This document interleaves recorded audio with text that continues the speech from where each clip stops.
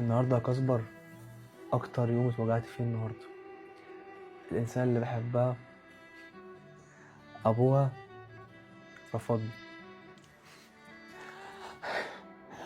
واخوها قال عليا فقير. ما كنتش اعرف ان الفقر وحش كده. هو وحش يا كسبر؟ على فكرة قلت لك وانت اللي ما سمعتش كلامي. قلت لك ان الحب لازم يكون جنبه فلوس، الحب لوحده مش كفاية. اديك خدت الصدمة لوحدك اهو. مبسوط؟ لا طبعا مش مبسوط. تعرف لاني كنت سمعت كلامك وما رحتش، بس مش عارف ان يحصل كده والله العظيم.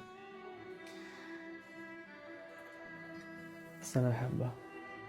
انسى، الحب ما عادش بتاعك يا ابني. في حاجات كتير اهم من الحب. ركز في مستقبلك وعيش. انسى. عندك حق، عندك حق، لازم انسى. ايه يا بنو؟ يا حبيبي يا حبيبتي، انت فين؟ انا بره قاعد مع واحد صاحبي اسمه كسبر.